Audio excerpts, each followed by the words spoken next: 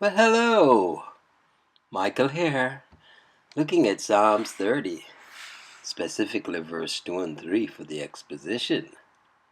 Let's go ahead and read those first three verses then of Psalms 30, a psalm subtitled, Joy Comes with the Morning. Verse 1.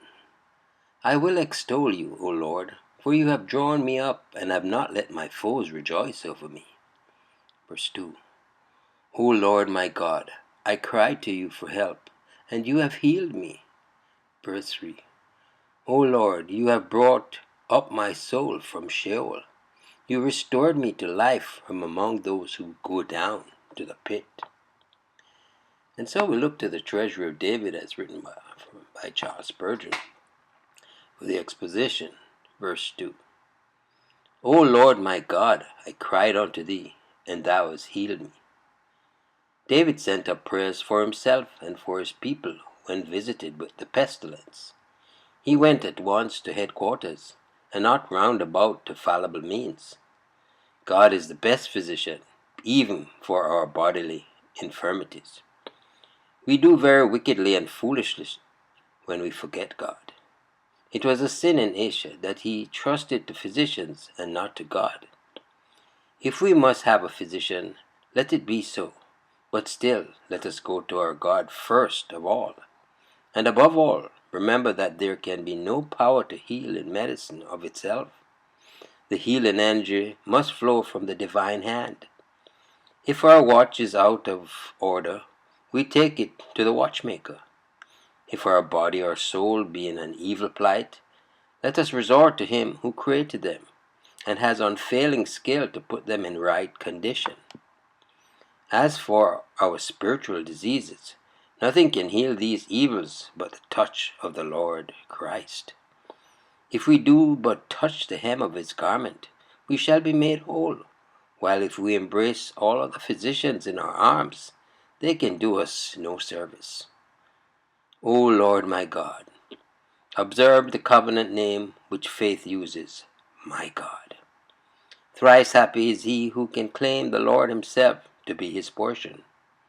Note how David's faith ascends the scale. He sang, O Lord, in the first verse, but it is, O Lord my God, in the second. Heavenly heart music is an ascending thing, like the pillars of smoke which rose from the altar of incense. I cried unto thee. I could hardly pray, but I cried. I poured out my soul as a little child pours out its desires. I cried to my God. I knew to whom to cry. I did not cry to my friends or to any arm of flesh. Hence a sore and satisfactory result. Thou hast healed me. I know it. I am sure of it. I have the evidence of spiritual health within me now. Glory be to thy name. Every humble suppliant with God who seeks release from the disease of sin shall speed as well as the psalmist did. But those who will not so much as seek a cure need not wonder if their wounds putrefy and their soul dies. Verse 3. O Lord, thou hast brought me up, my soul, from the grave. Mark, it is not I hope so, but it is. Thou hast, thou hast, thou hast. 3 times over. David is quite sure, beyond a doubt, that God has done great things for him, whereof he is exceedingly glad. He had descended to the brink of the sepulchre, and yet was restored to tell of the forbearance of God. Nor was this all. He owned that nothing but grace had kept him from the lowest hell, and this made him doubly thankful. To be spared from the grave is much. To be delivered from the pit is more.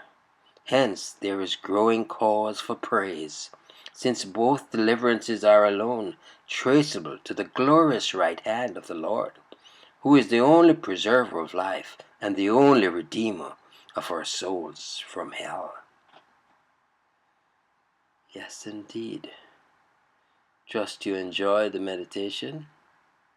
Michael here declaring yet again, Jesus is Lord.